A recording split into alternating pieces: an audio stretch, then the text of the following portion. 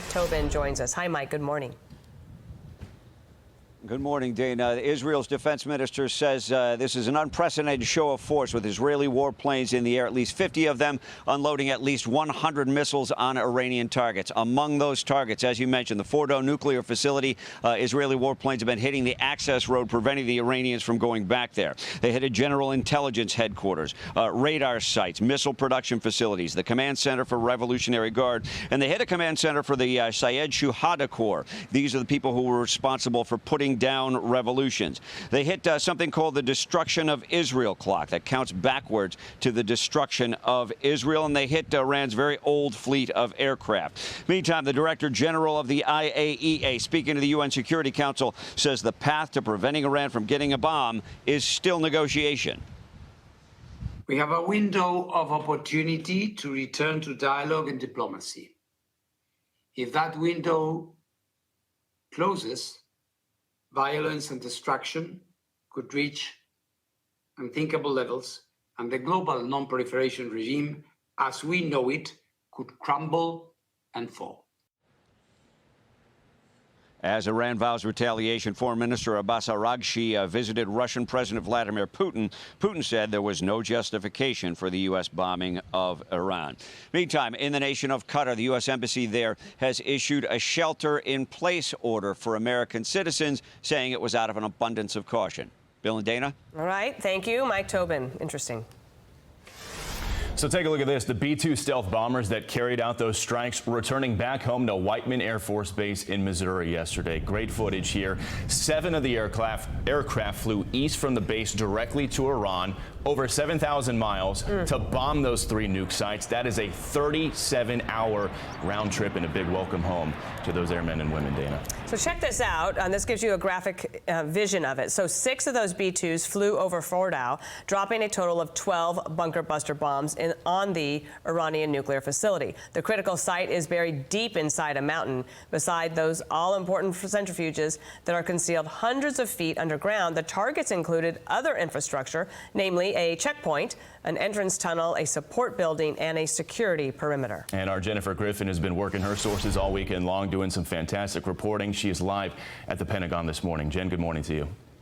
Good morning, Bill. No one here at the Pentagon thinks this is one and done. From a technical standpoint, the military part of this operation on Saturday went flawlessly. 7 B-2 bombers, as you mentioned, took off from Whiteman Air Force Base in Missouri and traveled east, while another 2 traveled west over the Pacific, serving as a decoy.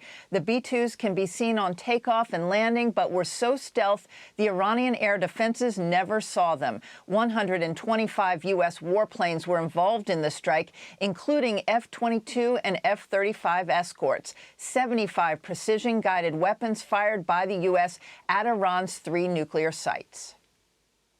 Iran's fighters did not fly, and it appears that Iran's surface-to-air missile systems did not see us. Throughout the mission, we retained the element of surprise.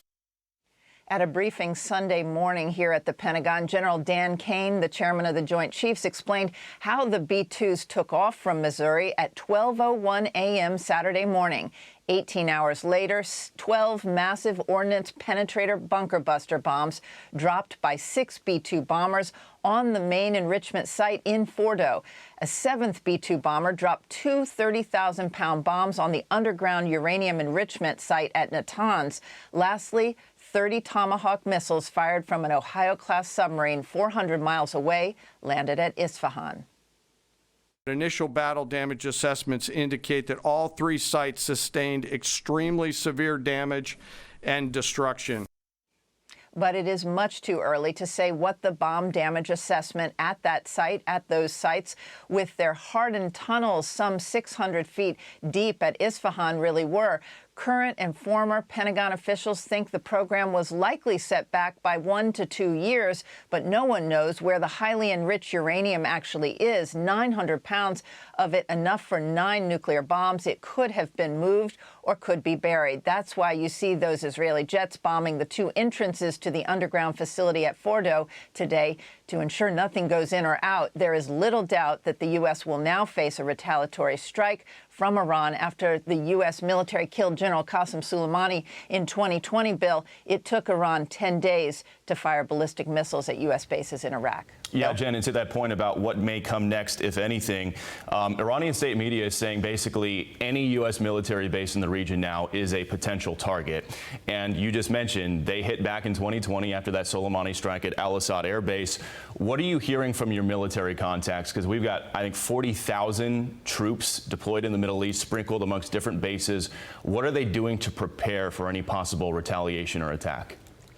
Well, Bill, certainly the bases where the outposts where U.S. military troops are based in Iraq and Syria are the most vulnerable. But right now, I would say military planners are focusing most on the Strait of Hormuz. They believe that Iran will try to mine the Strait of Hormuz. The U.S. Navy will then be involved in demining and how to prevent that disruption to oil supplies.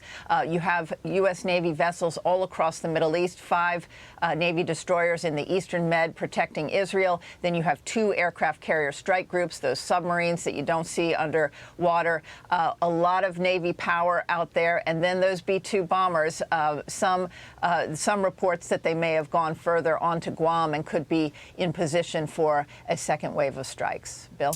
Jennifer, here at home, there's a debate about the budget and the defense budget in particular. How do you think this action plays into that? Because they're trying to get a bill, signed to the president's desk by the 4th of July. Well, I think right now, when the U.S. is involved in what arguably could be the start of a war in the Middle East, you're not going to have trouble getting a defense budget passed through Congress. So I think that will be the least of their problems. There are going to be some important confirmation hearings on the Hill in the next few days for the new CENTCOM commander, as well as the new Supreme Allied Commander in Europe. We'll be listening to those hearings, but I don't think that Congress will hold back in terms of money for the Pentagon at this moment with U.S. forces out in harm's way. Jennifer Griffin, thank you. Thanks, Jen. And joining us now is Captain Todd Sawhill. He's a former naval intelligence officer, and he served as a targeting expert at the CENTCOM commanders in the Middle East area. And it's so good to have you here. I just want to read one thing from President Trump overnight. He wrote this on Truth Social. Monumental damage was done to all nuclear sites in Iran, as shown by satellite images. Obliteration is an accurate term. The white structure shown is deeply embedded into the rock, with even its roof well below ground level and completely shielded from flame. The biggest damage took place far below ground level. Bullseye, triple exclamation point. And Israel and the United States are continuing to do those assessments. You did some planning between 2010 and 2023. How does the operation look compared to the planning that you were a part of? First of all, good morning. And I tell you right now, from what I've seen, the planning and the execution looks extremely similar to the way that we drew it up and the way it was actually practiced on multiple occasions. So the execution looks exactly according to the way that we wanted it to go, based on target selection and weapons employment. And Captain, I understand you have a lot of experience, particularly with targeting and intel on the Isfahan facility. That's where the IAEA says they've got all sorts of enriched uranium hidden under the tunnels there. I believe that's the only location where we didn't use bunker busters. We instead used, I think, 30 Tomahawk missiles to hit. In your experience with what you learned over the last 15 years or so, would those Tomahawks be able to get in there into those tunnels and do the kind of damage we're hoping for? No. In that case, it's extremely limited because those weapons are really designed to go after surface targets. They don't have much penetration capability. But you see what they did at the various sites, Isfahan in particular. That storage facility is co-located with the uranium conversion facility, which is one of the key legs of the uranium pathway. So going after all the buildings and structures and facilities up top, take away their ability to do the actual conversion itself. The problem is, like you mentioned, the mountain, which is deep under hard granite and unreachable by conventional munitions, to include the GBU-57. One of the things you said that you would be able to talk about, and I think people are waking up and wondering what could happen in terms of what Iran's response could be, either here in America or at our bases overseas. Sure. I had the fortunate opportunity to live in Bahrain for almost 4 years, plus multiple deployments and TDYs to the region. So understanding where the locations are and the vulnerabilities that may occur at each, Right now, it's interesting to see what Iran's going to do. As was previously mentioned, it took almost 10 days to respond to the Soleimani strike. They have to make sure that their calculus is correct and they're working up the escalation ladder in a way that they feel is appropriate. But in this case, we struck targets that are inside Iran, conventional high-value targets, and that changes their calculus somewhat. Israel and the U.S. have taken great care, particularly with the Israeli efforts to take away the surface-to-air missile sites, the air defense, and then go after the ballistic missiles that can touch them. But one of the things that remains is Iran's military power in the maritime domain. Now, they don't necessarily match up with us force to force, per se, but they've purpose-built their capability to try and keep people out of their territory, to push people away from the Strait of Hormuz, and as mentioned previously, to potentially keep people from going in and out using mines, coastal defense missiles, rockets, etc. So it's going to be interesting to see what they do in the next 24 to 96 hours and understand what their calculus is as well. And Captain, they're still doing battle assessments to figure out how much damage we did, but really all we can go off of right now are these Maxar satellite images where you take a look at these different sites and you look at the Fordo facility in particular, you just see a bunch of the different holes in the ground and what looks to be maybe like concrete dust blown all over the ground.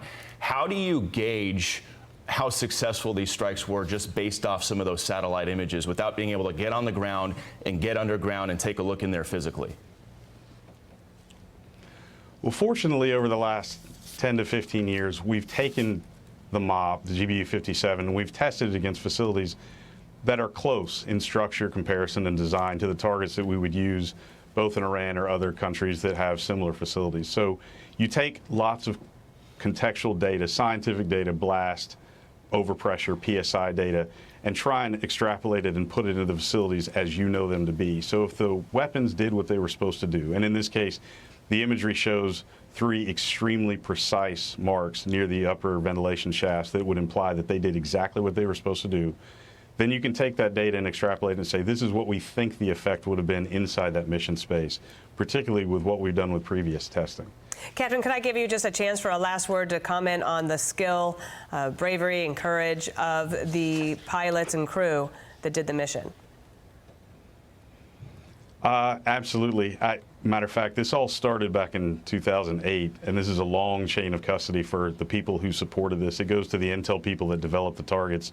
It goes to the people who did the logisticians and the planners who put this on paper, and most notably the pilots who had the skill and the deftness to execute what is considered to be one of the most successful joint long strike missions that we've done in the last 20 to 30 years. Captain, thank you for joining us. We appreciate you. Thank you, Captain. Thanks so much. I'm Steve Doocy. I'm Brian Kilmeade. And I'm Ainsley Earhart. And click here to subscribe to the Fox News YouTube page to catch our hottest interviews and most compelling analysis.